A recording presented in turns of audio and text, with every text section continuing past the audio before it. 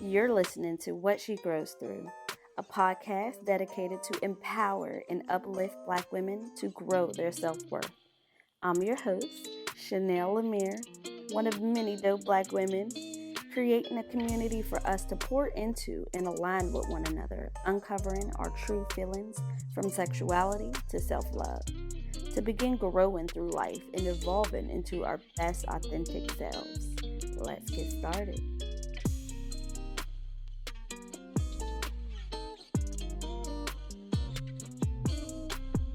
Hey, beautiful. It's your girl back again with the latest episode of the What She Grows Through podcast. Last episode, I talked about my experiences with working through that notion of reparenting my inner child. Now, I gave you some tips on how you can begin doing this as well. So, if you haven't already, definitely check that out, the last episode, and just allow this next episode to flow afterwards. Just giving you a little tip. That's it. I have a good one for you today. I brought my best friend back on the show so we can bounce off each other and, tap into each other's energy and vibes, bounce off our experiences as a child and how this affects us not only now, but also how we choose to parent our little babies moving forward.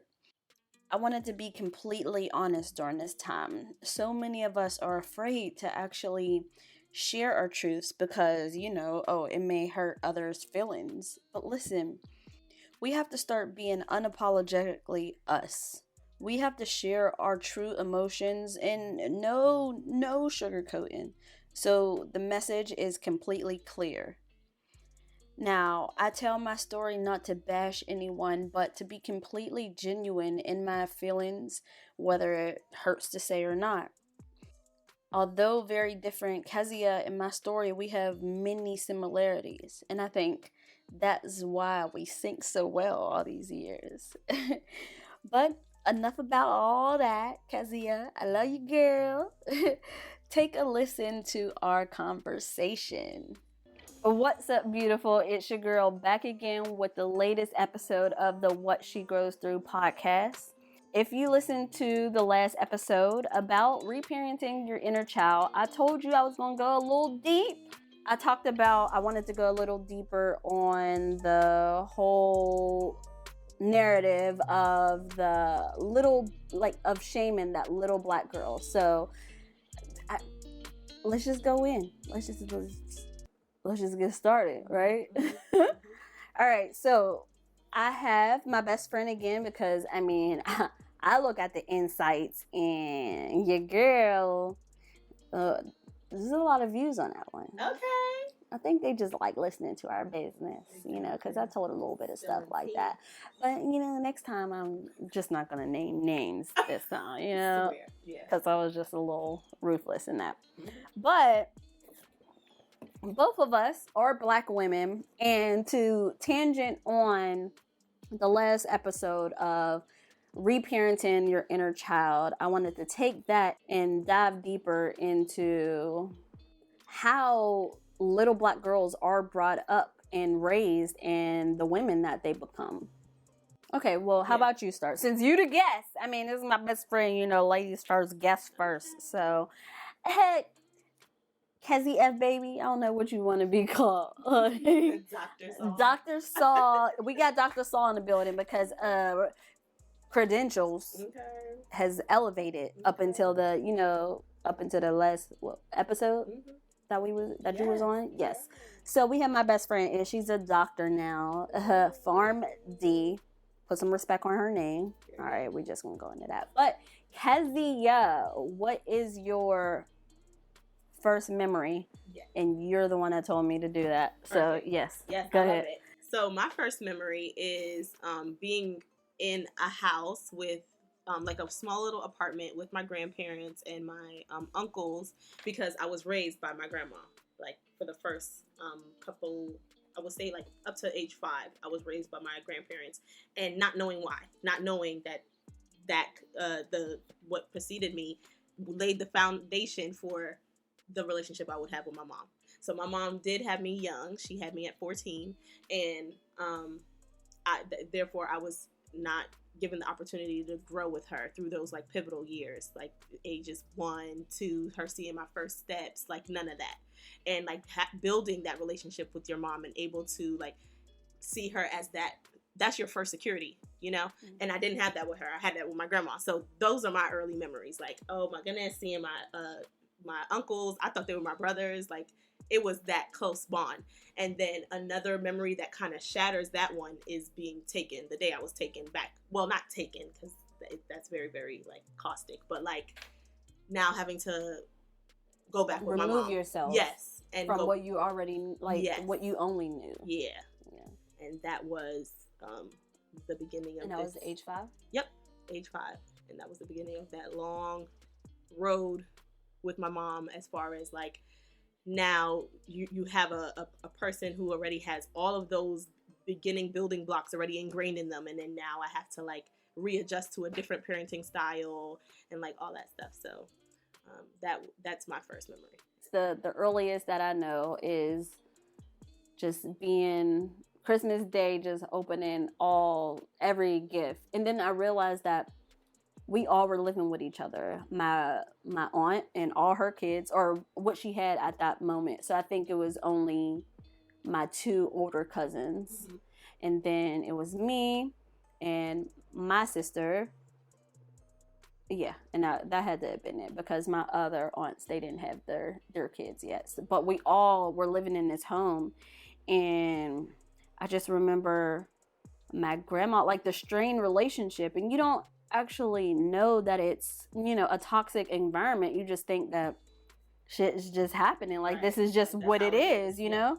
And one of the times I was just walking into the kitchen, or maybe I was in the kitchen, but I just remember my granddad, he was at the refrigerator, and my grandma just came over and jumped on his back, and they just started, well, she was like fucking him up, basically. Oh my goodness. Yeah. Like, wow. And I don't remember what happened after that, but I do remember that. And their relationship was just wow. So I know it has, something to do with the fact of how I am now. But that's my earliest memory. And of course, you got a couple other memories. I was late at night stealing cheese. I guess we were just hungry, I get 2 pieces of cheese and put hot sauce in the middle. Like, what? Yes. The weird stuff. I remember my mom chasing me around the house because I didn't stole some cookie dough, and she really like digged the shit out of my mouth. Like, I would have been alright. The fuck? Like, if my kid would have did that now, alright, you might got an upset stomach. Right. But doing all of that, I remember my little sister biting me. What? Yeah, she was a mess growing up. Yeah, she had my dress or something like that, and I took it off of her, and she was screaming, and she bit me and broke skin too. Oh my goodness. But yeah, there's a lot of little like patchy things. Mm-hmm. But yeah, and we ain't gonna go into all that. No, we don't have to. But that's so it's so interesting to hear other people's first memories, because we're alike in a lot of like ways, especially you and I feel like our history is so parallel. Like, we both didn't have the greatest relationship with our moms. We both had some period without our moms. And then also absent fathers. Like, it's crazy. Yeah. What we want to touch first. It's hot. Right? It's hot all over. My head hurt. Mine too. But this is like some stuff that, like, we actually got to start digging deep into. I mean, that's what the therapists do. Exactly. And we're each other's sounding boards. I love talking to you about certain stuff, because I'm like, wow, yeah, because this is why we're best friends. Exactly. Like the universe is just like, hey, Chanel. There's a reason. Yeah, you guys are a lot alike. Go talk to her because she's pretty. Go talk to her. That was the first thing you literally said to me. Hey, you're pretty. You want to be my friend? Yes. Okay, we're friends. We're best friends now. Hey, Mom, this is my best friend. Someone just told me that we're best friends. Yeah. And it makes sense. It makes sense. It does. So let's get into what preceded what? The let's say, let's talk about the fathers first, because I feel like it's now more common to see a double household, like a mother and father in a household. So how was it for you growing up without your dad? Okay. So I feel like I didn't really notice because, you know, he wasn't really around. I can't even think of when we started like being around each other for real. I mean, I have memories of what my mom said and what my dad said. I mean, he said there was times where he tried to come and my grandma was just not with it and wouldn't let me see him. Mm-hmm. But like to me, I just my granddad was my dad for real, you know, because he was the dad that he was the person that was in the house. So it never really was a problem, I think, until once I went with my grandma, because that's when he was around. That's his mom. So that's when I started being introduced to my dad, and I still don't even have that many memories with him. Yeah, it was more so just like my grandma. But once I started going back with my mom, I think he probably felt that he built a connection with me and he wanted to be around me more.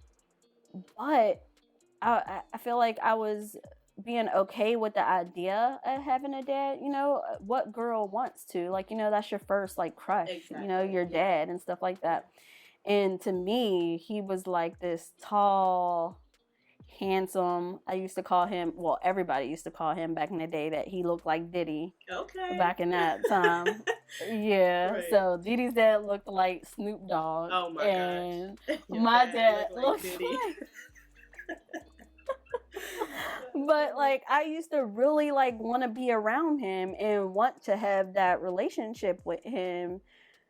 There were some times when I was with him, and one thing that I can think is he never made my sister feel like, you know, an outsider. Like, you know, he treated her like she was his child, and that's what Dee Dee's dad did for me too. Nice. Like, but with him, there's so many things that he promised me, like, hey, I'm gonna come and see you or come get you and stuff like that. And I just remember sometimes just being on that porch where my mom lives now, like just being on the porch waiting for my dad. And sometimes he would never come. I remember him getting me this nice purple bracelet. It was so pretty. Come to find out the nigga stole it. Like, you know, I just didn't know that. Like, you just see it from a child's perspective, you know? And I just couldn't understand why he couldn't be present more. I don't know what it is about me. Yeah, that hurts, or maybe it hurts, like, you know, unconsciously, but I was just focused on everything else. And, you know, my mom, like, okay, there's a lot of people around me who don't got their dads. There's some who do. Yeah, I'm a little jealous, but there's nothing that I can really do about that. Did I? Yes. I don't know, because, you know, I go off tangents and stuff like that. No, that was good. That was good. And I can keep going on and, like, question. You didn't make sense. No, like, sorry. You did. So for me, on the other hand, I didn't have a father, like, at all. So it's like, on one hand, you can't miss something that's not there. So I really didn't feel it. And especially since I had like a lot of uncles, I had my grandfather who was very present in my life. So I didn't miss it. Like, I didn't really feel like I was missing something. But then on the next hand, I was just like, dang, if I did have a father, how would I have like turned out? Or, did it affect the way that I chose men, or, you know, just trying to get that person to be this like when you seek a mate, you're really looking at potential fathers for your son or whatever. So it's just like, did I do myself justice in the way I selected men and just period. And I thank God every day that I had a great father figure with my grandfather, and then when my stepfather came into my life, they were like really, really good. So I really didn't feel that squeeze, but I really don't know. So just growing up, you just really... I really didn't care. It just didn't affect me, you know, because I didn't even... It was not even a thing, not even a thought process. It was my grandma, my grandfather, and my mom. Like, that was so when your mom got you back, were you were then living with your mom? Yes. So were y'all both... you still in the same vicinity with your grandparents?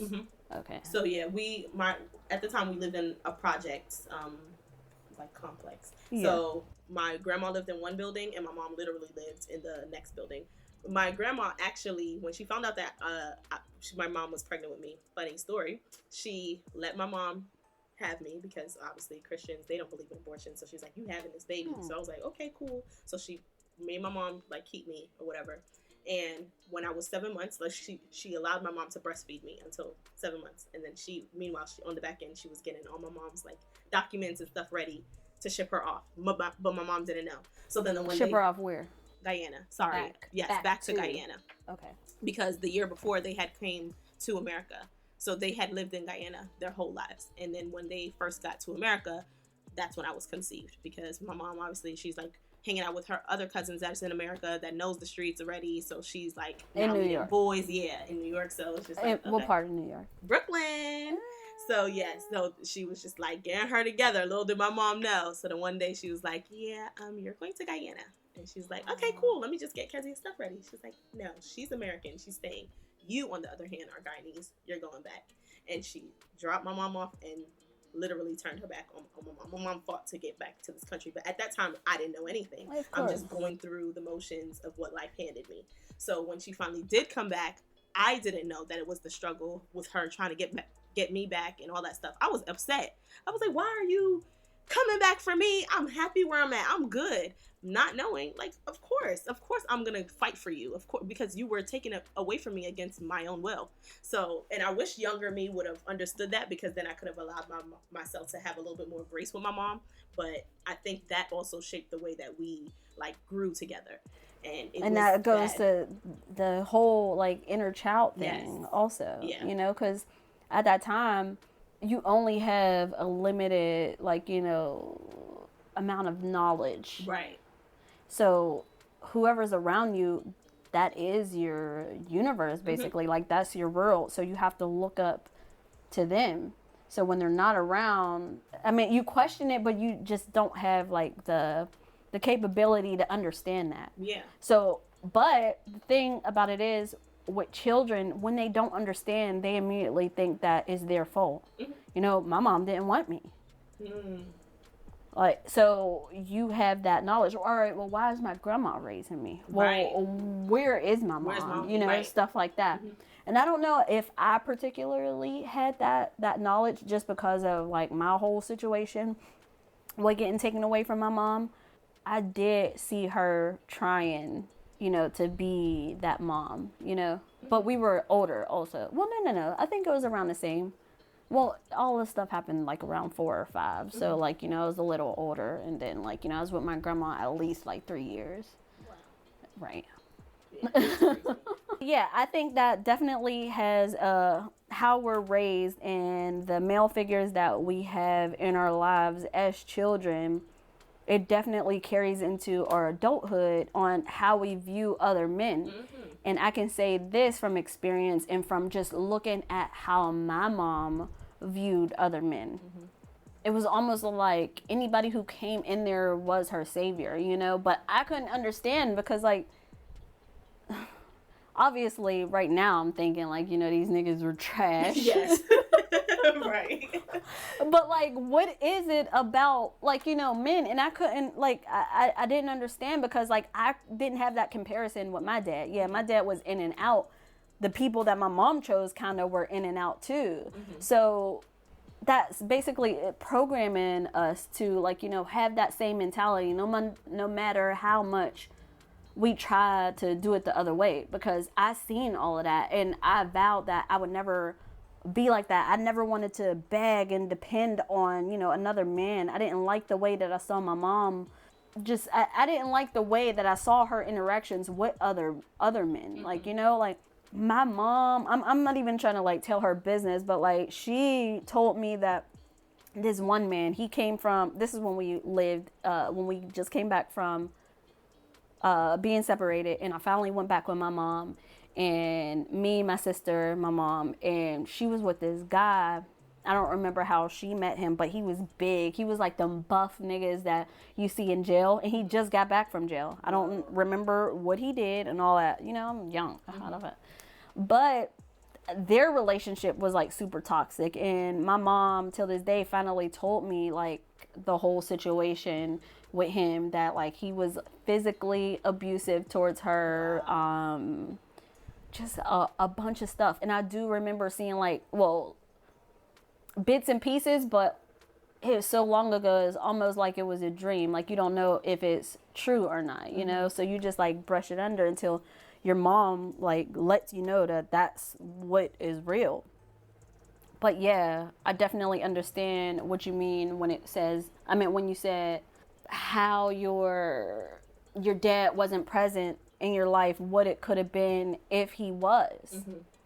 Like, how would you have handled other men? Right. Or people, the other guys, you know? And I think that's common for a lot of, you know, women. We didn't have our dads in our lives. So we didn't really know how to entertain and how to interact with that other person. We just know that if they give us affection or if they give us love, oh, wow, like he really cares about me. That feels good. Like, I want some more of that. So you're going to do whatever it takes to continue to get more, not knowing that, like, their intentions is all the way bad. Most of the time they can tell when, you know, you're just like all up into them. And I definitely seen that with my mom, not understanding, but like I seen the responses from other men, like, you know. So I mean, that's rough. That's crazy. Let's go into this whole idea of the shaming little black girls. So, and this is present now. You see a lot of black girls, if they wear like, you know, a two-piece or a bikini or something like that as a little girl, oh, she's being fast, she's being too grown, oh, you need to stop, don't do that. But like when you see little white girls doing it, like nobody has that same like outlook for them. Like they be dressed like whole as little people, but they don't say that about them, they say it about us. Yes. But why is it that our parents treated us like that also? Right.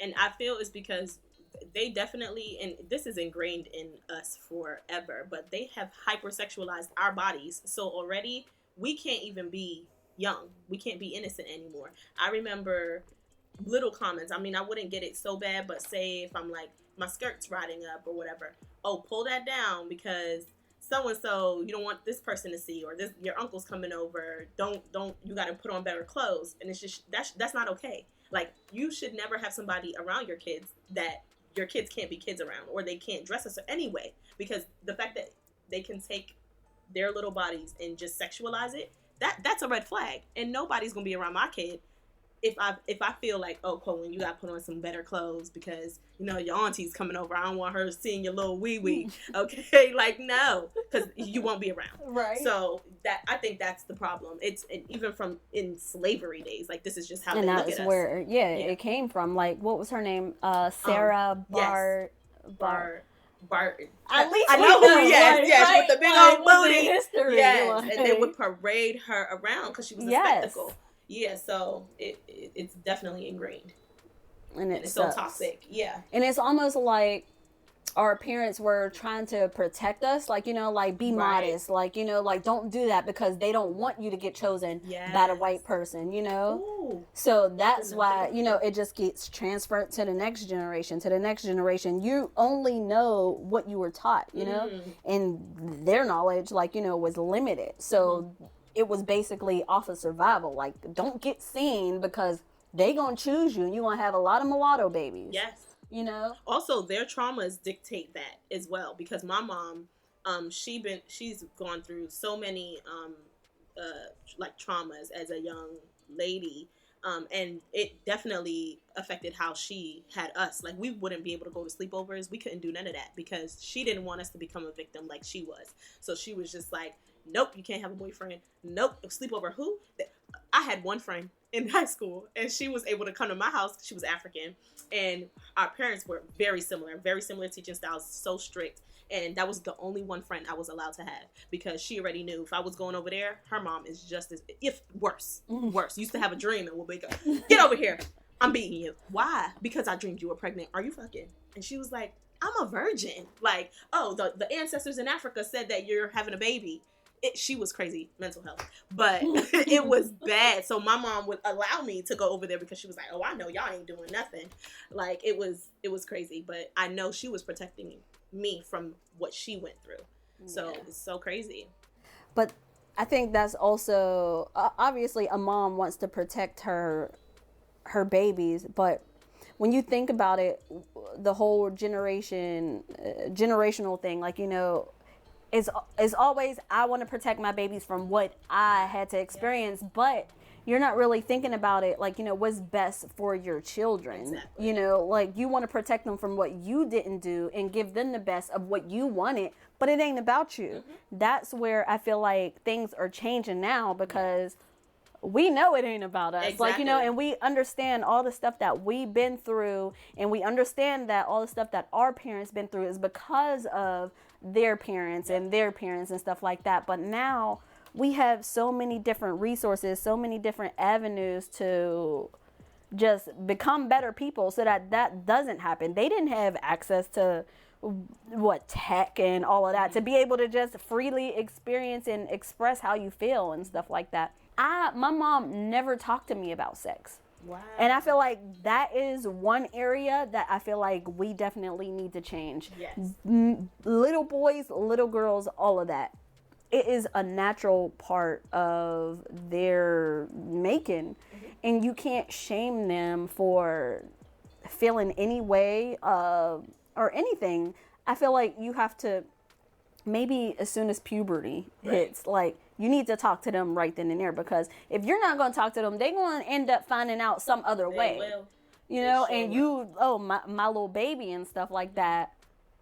But I feel like that's just a big thing, especially little girls, because they'll get used, But let's talk about how our moms and stuff like that, like, the whole, going back to the whole slut shaming, how that affected you. So, like, your earliest memory of, not even engaging in any sexual altercations with little boys, but then being blamed for that. So now it's put in your head. Like, my mom was like, we used to be out just playing with the neighborhood kids and stuff like that, like out at the park and stuff like that. Everybody wanted to be at our house. They used to be on our porch and we're not even there. Wow. Like, just waiting for us. Yeah. So one of the times we were out and my mom comes home and she calls us in there, or I don't know if it was us or it was me. I know I was in there. But she screamed at me and was like, "Are you fucking?" To the point where my friends heard her outside. I had to have been like 12, like 13, not even like worried about boys in that manner. I was scared to kiss a little boy at that time. Yeah, like not even the French kiss, like the whole pet kiss. Yes. Like, I was scared of that. Yeah. Like, not scared, but a little nervous. Yeah. But like that, it was always, "Are you fucking?" What? It wasn't just sitting me down, like telling me what it is. When I started my period, my cousin, she's the one that told me about, like, periods and stuff like that, how to put a tampon in. My mom told me I couldn't have tampons because if you're a virgin, you better not put no tampon, like, stuff like that. You can't be a virgin if you have a tampon. So I always had to have, like, a pad, and, I didn't really like that, but it's just like certain little things like that pulling me to the side, like, oh, because STDs and all this, like, that is not the way that you talk to a little girl. And honestly, I remember, all right, what is she talking about? All right, sex. What the fuck is sex? And yeah, I mean, no, I ain't even gonna say what the fuck is sex, because honestly, I knew about sex very early. You do. Very early, and I'm not going to tell on my family members and stuff, but on TV and stuff like that. So I knew what it was, but it wasn't something that I was interested in. Like, that little, wow, for real, Yeah. But when your mom, or when it's brought to you, it's like, well, you're accusing me. Hell, I might as well fucking do it then. Like, if you're thinking that I'm doing it, that's my whole situation of being brought into the sexual experience. Like, of being slut shamed and not even worried about niggas or worried about little boys, because I can't say niggas because I wasn't thinking about it like that. Right. So how was it for you? Like, your earliest memory, because you lost your virginity like at a good time. Like, you did good. I know. I lost it after high school, thank God. That's what I'm saying. But, like, that's crazy to me. But that's going back to my mom's experiences. I was not allowed out of her sight.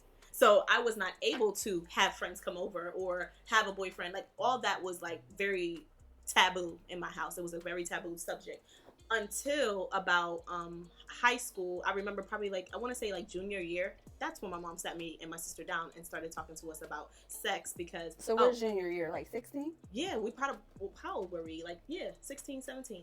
Girl, it's late. But still, I wasn't having sex, but my sister was. Like, she's been doing her thing. I had to ask her for advice of, okay, when I finally wanted to do it, like, okay, what should I expect? Because my mom didn't go into detail as far as, oh, this is how you protect yourself, this is STDs, this is that. But she just was like, I want you to know that you could come to me and talk to me if it ever happens. And it's just like, how like, when we don't... don't... What are you doing? Or right. You fucking, you better not right. Because there's STDs and like... Right. Whoa. And then it's even, how do we even do that? Because we don't even have that bond to where I feel comfortable enough to now come and bring that to your doorstep. Like, I'm going to always be petrified because you're my mom and you've made it very clear that you're not taking... No, I remember them saying, oh, I'd rather you be gay than bring a baby to the house. Mm-hmm. Like, what? Like... Now, like, it's just crazy the way that they think, like, oh, gayness, I will accept that more than a baby. Like, it was just so crazy. So yeah, that was me. I didn't really get the slut shaming thing because I wasn't out, so she couldn't even wow. You know. Yeah, it was terrible. But when you did, like, that's the thing, like, it kind of was an explosion. You're rebelling. Yes. Like, because you didn't get that. So it's yes. like, you held me back. All right, you open the gate now. Yes, like, the floodgates. Like, literally, yes. The floodgates were let go because I made a lot of like, unhealthy decisions my first semester. I'm not going to tell my own business, but like, I wish I would have slowed myself down and just really understood what I was doing. Because when you do have sex, think like that energy transfers, and now you bring a piece of that person with you everywhere you go. So I just wish that I knew a little bit more. But you know that now. Yes, though. Yes. Yeah. I was like, I just wish I knew that. And it's just like, you just have all these people's toxic traits, and it was just so bad. And then you feel like there's a connection. Yeah, like, you know, and it's really not. But you weren't taught that, you know? Like, so it's just like, wow. Yes. He chose me. Yeah, yeah. So that's where it hurt me, that my mom was not allowing me to do, you know, what I should have been either taught or like whatever. Like, my mom just was really, she ruled with the iron fist. It was, you're not doing it. And period. Mine was kind of like the opposite. Like, okay, well, you're going to accuse me of this. Well, I'm going to do this shit then. Like, all right. Crazy. And I already saw what it is, how you supposed to do it. I feel like mine, like, you know, when I finally did, because I just remember, and it's crazy. Like, I remember going to the bus stop, and I must have, like, finally kissed my little boyfriend. Okay. And I was just like, you know what? As soon as I get my period, that's when I'm going to start having sex. I don't even know why the period had to be, like, involved. Like, I don't know. But I remember having these thoughts. Like, as soon as I get my period, I'm going to... Because I thought when you get your period, you're a woman now. Oh, okay. Like, you know, so that's when you're supposed to, you know. So that's what I had in my mind. But I'm saying, like, once you... When people are pushing that down your throat and you've seen it, you've seen your own mom doing it, all right, this is what you're supposed to be doing. Mm-hmm. But the thing is, like you said, like, I couldn't talk to her about that. Right. I remember before I even thought about sex, I was trying to do it the right way and thought about birth control. I ended up getting it. Like, Planned Parenthood was my best friend. Mm-hmm. So I went there and I got it and called myself trying to hide the shit. Of course, my mom found it. Yep. Yeah. Because I was like, I was thinking about it. Like, yeah, so, like, at least I'm trying to do it the right way, you know. But then I was like, I didn't do anything. A field trip at school. She's like, you're not going to school, or you're getting early dismissal because you got to go to a doctor. Like, you're going to the doctors. Okay. So I get there, and once I get there, she's trying to tell me that they're going to check me to see if I was a virgin. Fuck out of here. I refuse. I was like, they're not touching me. They're not. And it's crazy because it was a skating party, like, with all my friends at high school, and you brought me out to see if I was a virgin. So wow. They're not checking me. Mm-hmm. And they didn't. Mm-hmm. Like, and she was very swole about it, but no. And from then on, I felt like I kind of had to rebel too. But when you don't got support from your family members, you know, like from my mom, that's my only person that I can look up to. I had an older cousin, but everybody around her kind of looked at her like the black sheep. So, and I told you about this before, her outlet, she didn't have nobody to talk to also, and she chose the wrong people to confide into, and they turned that around and turned it back onto us. So like we were the black sheep along with my mom and stuff like that. So I didn't care about none of that. Like, I knew I had to find a different family, basically. So when I had these boyfriends, I would be so into their family, like their moms just treating me like my first little boyfriend. I was 14, 15. I used to catch the bus over his house in Penn Hills, and I lived over where my mom lives now. I used to catch the bus over there. Like he only caught the bus to me like a couple times, but I went there, you know. Mom and dad loved me. It was like kind of like they were my parents. So I kind of was showing them my report card, like, you know, I'm a good girl. You know? Yeah. Like, but it was good to have that. And then with my real boyfriend, you know, I'm not gonna say that, but I was so invested in them. His dad was basically my dad. And even when our relationship was supposed to end, it was hard for me to let go because I would have had to let go of that family too. But I wanted to be around them way more than my family, because my family treated me like shit for real. Like, you know, I'm just this bad person, going to have kids. They said, Chanel, Chanel is definitely going to be the first one to have kids, and all of this crazy stuff because of who my mom chose to confide into. Like, she didn't bring that energy back into us. I mean, it was outward, basically. So it was just a lot, but having that relationship with other people, that's all I needed for real. But then also that strained my family, and then it just made things worse and worse. So it was just back and forth. So, I mean, it's just kind of never ending for us. Like, you know, you could do it the right way, like how you did it. I mean, 17, 18. But still it backfired, so. Exactly. Yeah. And then the whole situation with you. Talk about how all of that happened with your first year of Pitt. Okay, so now that I'm at Pitt, that first semester, remember I told you my mom was like super strict and she didn't allow me to do much. So going to Pitt was really that escape for me. And I know I rebelled, so I would stop calling. Like, probably the first week I would call her constantly because I was homesick, and you know, it's a big thing to transition from being under somebody in New York. Yeah. Well, no, not New York, because I was in Bethlehem at the time. So we moved out of New York, and went to Bethlehem, Pennsylvania. But then I literally moved clear across Pennsylvania just to get away, because I was like, okay, I need to go as far away. I would have did that. Yes, I love that I did it, but then it just like I did wild out a little bit. I went to every party. I definitely neglected like classes. I don't even know what my grades are because my mom pulled me. Like, once she saw that I was going down this bad slope, she pulled me even before allowing me to like correct myself. Because I feel like we all had to do that our first semester. Yes, you had to get it out your system. Exactly. And she didn't even give me the grades. I came to college with a boyfriend. Like. Wow. And it was so crazy because when she came, she like just showed up at my doorstep. I remember taking my last final. It was a big snowstorm that year. And I remember taking my final, and I'm not thinking she's coming. So she calls me like, hey, how was your finals? I was like, oh, it was good. I took it. I'm in my room now. She was like, great. I'm downstairs. I was like, what are you doing here? She was like, let me in. So I went downstairs, and she was like, you're leaving. I'm like, what? Meanwhile, I had a whole shorty in my room. And I'm like, oh my God. She comes up the steps. It's so awkward. And then even before, because I know he was like sleeping. So then I was like, before you go in there, I just want you to know that there's somebody in there. She's like, what? So in her head, it confirmed, you need to go. You're doing too much. So then I was like, just let me get him out.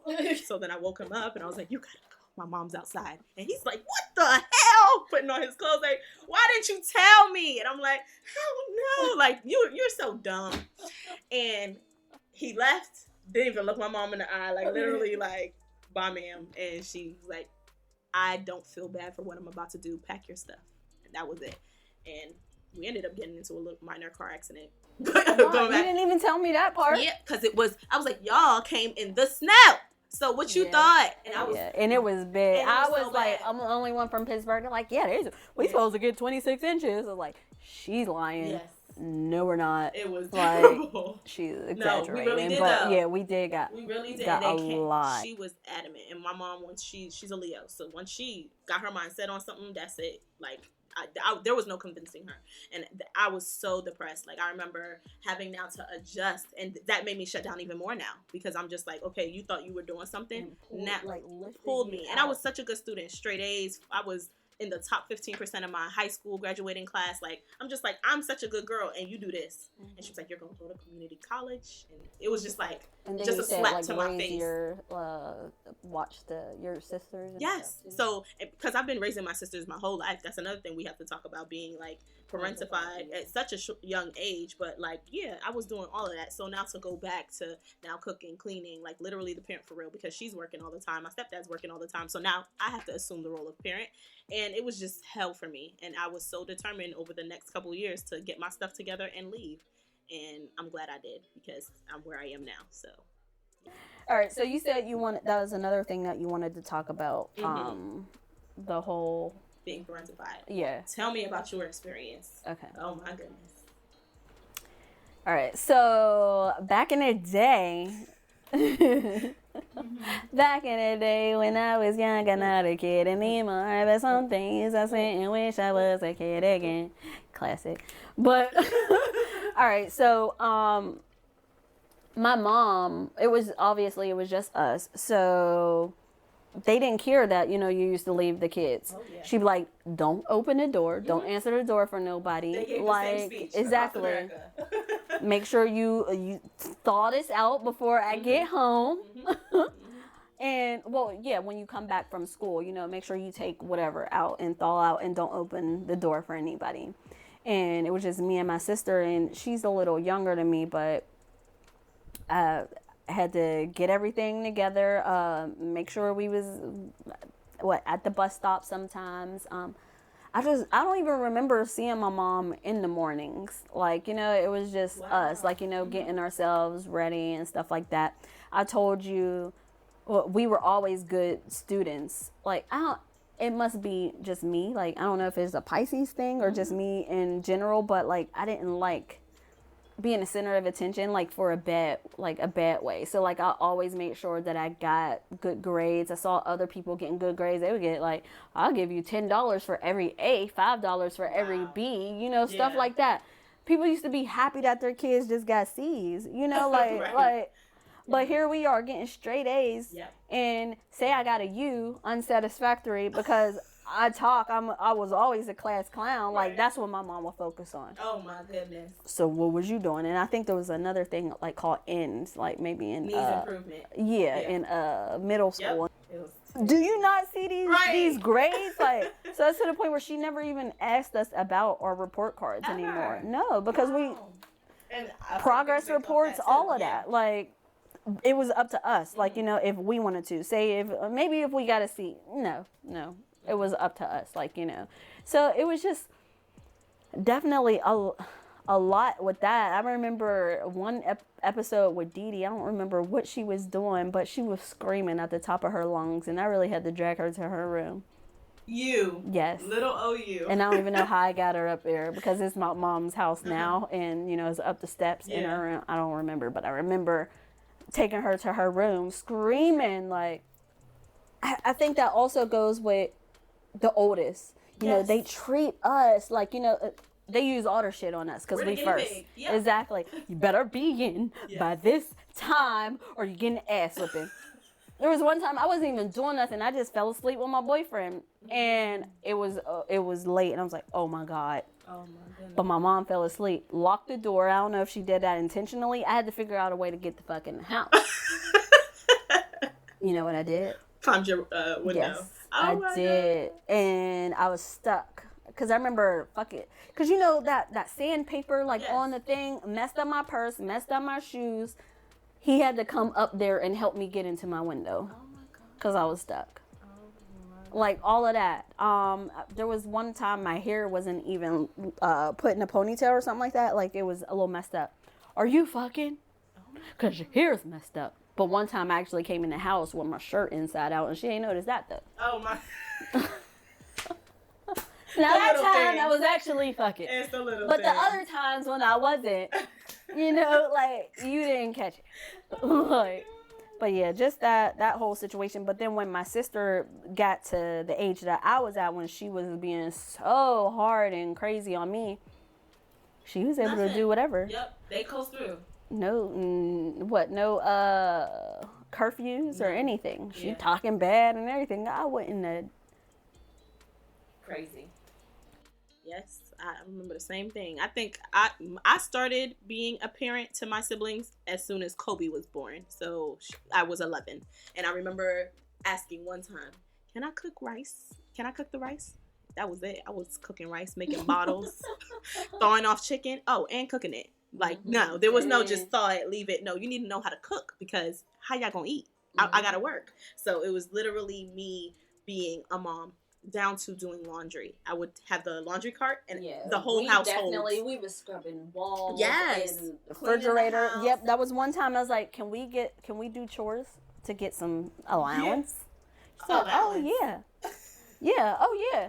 I think we got it 1 week, and after that it was you're doing chores. Yes, like you're gonna wash these walls, like baseboards and shit. Like what the but this your house, but I gotta. Exactly. But it's my house. But it's my house. But this is your house. No. Only when it's time to clean. Exactly. It's so crazy. Like I understand where parents come, like, say, okay, I'm providing for you, so you need to pull your weight. But to make a child prepare dinner for the whole family, That's clean the whole shit. house, it's too much. It's slave shit. It's way too much. And that's why I want to ingrain in Cohen, my son, like, okay, yes, you have to be responsible. Be responsible for your own stuff. He is not responsible for cleaning my house. This is my house. You clean your room. Pick up your toys. That's all I want you to focus on. And even with that, he don't get it right. But it's fine because I'm teaching. But it's just like, you should not have to. You're a kid. Enjoy that. Like, you know. But I was doing it all. Braiding hair. Washing it. I remember Saturday. It was clean day. And I had to get everybody together. So, and being the oldest of 5 siblings, I had to literally do it all. And it was hell. I was just like, I remember just breaking because I was like, okay, I have to focus on my schoolwork. Then after that, do chores in the house, do homework, help them with their homework. This is a parent's job. And I'm sitting down teaching my kids multiplication. So that's how I kind of knew how to be a parent even before I had my son. So I definitely resented her for that as well, because I felt like I was forced to grow up way too quick. So now I'm in college and I'm trying to have fun. Now you want to pull me because it ain't on your terms. Yeah. So because you don't got nobody to raise. I mean, to take care of. That too. It was convenient like, it was better for me to figure out what we gonna do without that. And it was terrible. Yeah, so now I'm going to community college and then right back into rotation. It was like high school 2.0. So I definitely had a hard time that I am. But yeah, all of these experiences, like, and that's what the whole thing about, like, your inner child. I'm not telling you to go back in there and feel sorry for yourself and stuff like that. It's just, what could you have heard that would have helped you into that, like, you know, grow into a better woman? It still feels good for somebody to just acknowledge that you had to go through that. And, like, you know, wow, like, you really did that shit. But it has to feel just as good for you to acknowledge that you had to go through that. And your adult self, how you would your child, like, talk to that person, you know, and think about that little girl in that moment and all the stuff that you had to go through and stuff like that. And look at the positives, like, wow, it really shaped me of who the person that I am now. Like, but now I'm so resilient, and I don't really like using that particular word because that's like a stigma placed on Black women. We gotta be resilient. I don't fucking want to be resilient all the time. I want to cry. I want to cry, and I just want to be in my emotions sometimes. Why do I gotta be this strong Black woman all the time? Like, just. And I feel like that's why I'm so emotional now. Because like back then, I definitely had that guard up, like, no, I'm not. But now it's just like I break down more, and not to say that it's a bad thing. You need that. You need those moments. You need to experience how that is, and like. So okay, I guess we can talk on. Did you forgive your mom, and how do you move forward? Wow. And to this day, I don't. But I understand. Got it. And I feel like we need to talk about it more for me to forgive her, because she don't even know what she did, what she did wrong, you know? But with the situation with her, I still feel like I have to walk on eggshells on how I bring up the situation. It's almost like I'm the parent, you know? I have to worry about your feelings, but that still goes on as the parentified child. What about me? What about my child feelings? What about my feelings? They matter just as much, if not more, than your feelings right now. Right. I understand because of the things that she had to grow up with, of trying to feel accepted with my grandma. My grandma didn't like her dad. She's named after him. She's a spitting image of him. So when my grandma saw her, she immediately saw her dad. So my mom always had to fight for her attention. And I feel like she does it, you know, to this day. She wants my grandma's attention, just for her to still be. I feel like my mom needs to work on her inner child stuff. Like, you know, because it's okay. Sometimes you have to get that closure and just be okay with it, because we going down in generations now. How was my grandma's mom towards her, you know? Like, and how was that? Like, but we don't know about that. I need to start asking about that, like getting like an actual family tree. Yep. But with that, I feel like my mom, of course, she displaced certain things onto us, but we were her kids, you know? Like, she wanted us, and she did fight hard to get us back. But once she did get us back, it was almost like, you know, there was so much time missing, and it might not even have felt like a lot, like, you know, a couple years. But with that, she had to learn us again. But then, I don't know, I feel like it might not have been really learning us. It was just like us falling into her routine and in her world. Because we never, even with Black families, like, we never really have a say. Like, it's the adults, and you go along with the adults. Like, even if you're sad, like, you know, what you need to be sad about. Exactly. Like, what? So you can't express how you feel with that person, but you can take it when they tell you it. And all the certain things that, like, you know, with my mom and her struggling with depression and anxiety, and then that's a lot, because I think about all the shit that I gotta do now, like, you know, with 2 kids now and 2 different child's fathers, and having to figure things out, but worry about yourself, and then like figure out what you're gonna do as a person to move forward, but still have these other people in your life, like, but not in the way that you might have wanted, you know? So that's depressing. And I feel like I definitely am stronger, but that's also because, you know, I have that mental health field, that background to lean forward on. And then back in that time, they didn't have nobody. Exactly. So that's when, you know, we would see the crazy stuff where her dropping us off with somebody, and Lord knows what she's going to do. She dropped us off. I don't know what was going on with her, but like, I remember me and my sister, and this is after she got us back. I remember me and my sister like crying, like telling her like, don't leave us, like, and she left. And it was almost like, you know, like we didn't know what the fuck she was doing. And I don't even remember how we end up like, you know, going back with her, but like those things stick with you. So it's almost like you want to be the best kid that you can be, so that you don't stress them out, no matter how much that feels, or how much you might need that affection or that love. You can express that to them, because they almost don't know how to give it to you. And without you telling them how, you know, it's just, I don't know, it's a lot. Yeah, that's deep. It is. Now, as a grown woman, I understand, but I feel like could have tried harder. Like, when you're a mom, it's not even about you anymore. Yeah, there's times where, you know, you need to focus on yourself and stuff like that, but your main focus is your kids. And even if you got to put up a front and, you know, go somewhere and let that shit out, your kids should not see you like that, because how are we supposed to take that? Mm-hmm. So our foundation is crumbling. What are we supposed to do? Mm-hmm. And then we already got taken away already. Like, what's gonna happen now? Like, we're older now. Like, who the fuck? Oh, I'm gonna be with this person.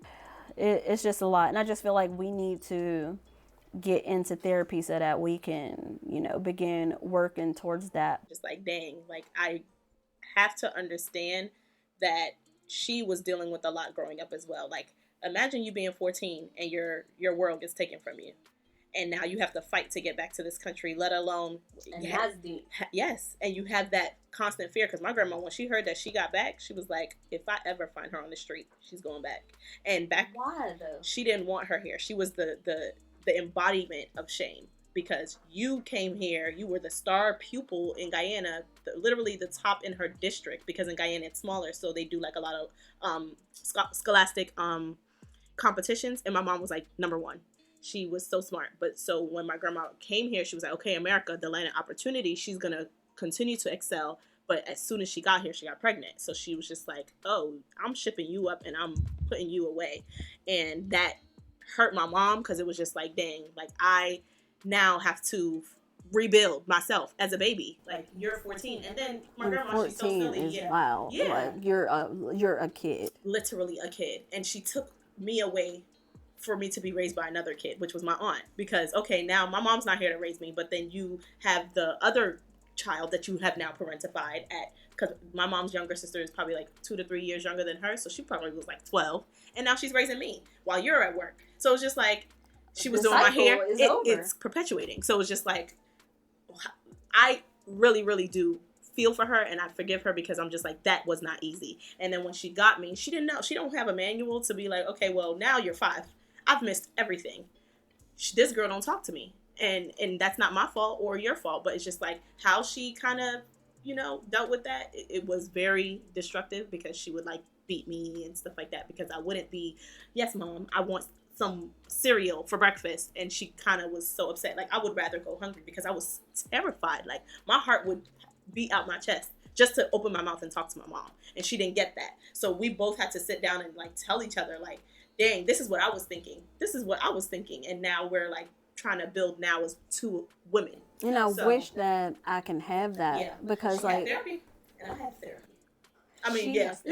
Yeah, exactly. Like, I was like, hey, therapy. Nope, it don't help. Like, I felt like I was almost like, you know, the therapist, you know, because like all the stuff that I was doing in my field, like when I'm helping other people, and I'm like, well, did they try this and that? But like I told you, my family, they like to push things under the rug like it didn't happen. Yeah. They don't admit to what they did. Mm-hmm.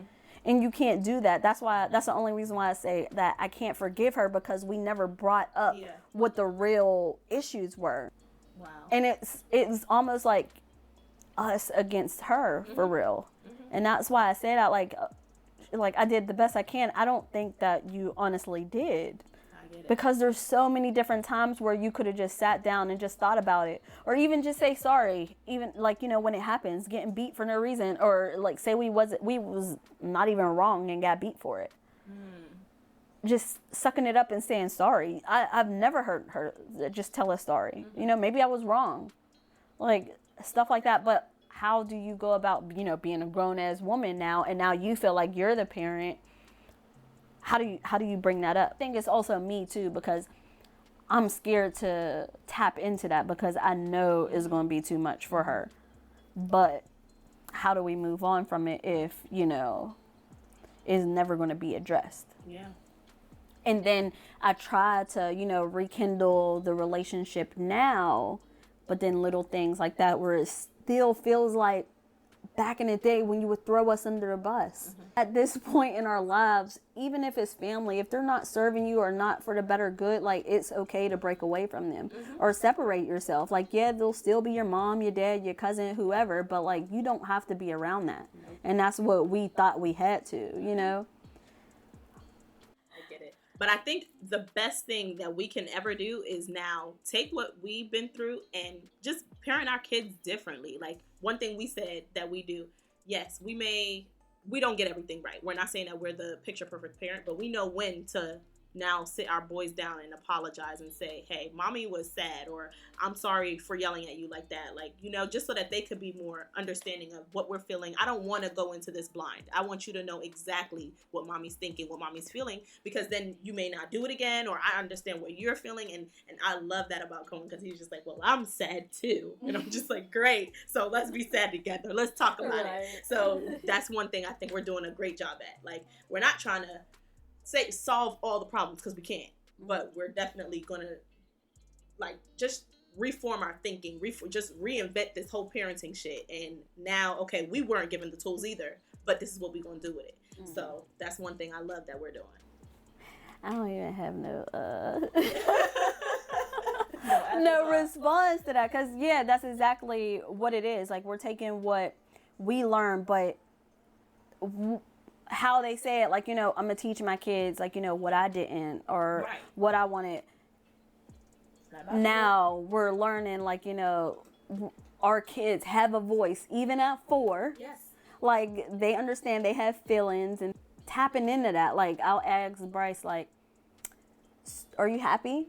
Like, you know, or what does mommy do to make you sad or to make you happy? I think one of the times he said, I yelled at him, and I was like, okay, what did you do to make mommy yell though? And then and then, like, he'll say, like, you know, I wasn't listening, or I did this, and I'm like, okay, so that was, you know, the reason why mommy did yell, but mommy did say sorry and told you why she yelled. And, you know, let's try not to do that, because we know that that's not really a good idea. You know, like, that's not a good idea. I always say that. Like, I don't think that's a good idea. Right, but I think that that's the best thing that we can do, especially our little black daughters, when it's time, actually having conversations with them, being that safe haven that they need. I don't understand why people get so nervous to talk to their kids about anything, sexual or anything. I feel like they need to know, and it's best to come from the parents, you know, because why not? And I also want this whole mom and daughter comparison, like, competition thing to, like, be alleviated also. You know, like, now I have somebody, now I have a family, I have, like, you know, like, people who care about me too. Like, why can't I share? Like, why can't we all just get along? Exactly.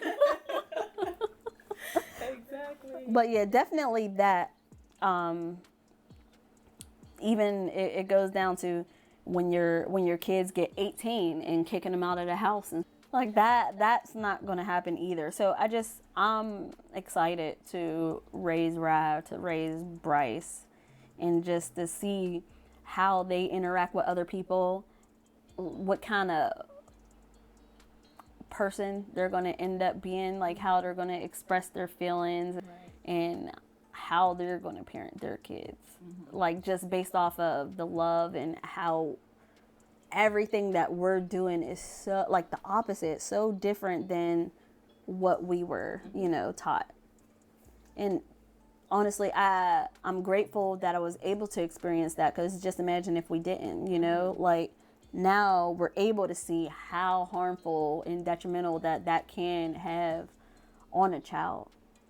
So, yeah, and thank you for listening to the latest episode of the What She Grows Through podcast. I hope my sharing bits of my childhood relationships can inspire you to really think about it. And if you need to have some conversations with your loved ones to begin healing those underlying issues, so we can just be our fullest selves, healed and just killing it. Be on the lookout for how I work through my childhood traumas, or how I'm continuing to work through my childhood traumas, and just building better relationships with the women in my life, especially my mom. So feel free to shoot me a message and just tell your story. I love hearing about how us Black women are just able to grow through it all, grow through this crazy KK world. Please rate the show and leave a comment. If you're listening on Apple Podcasts, in the top right-hand corner is a plus sign that you can hit that and you can begin following the show and get updates on the latest episodes. Now for socials, you can follow me on IG and Facebook at What She Grows Through, and you can follow my personal page also at Chanel Amir. This was a good one. I hope you enjoyed it, and I look forward to sharing with you again. Until then.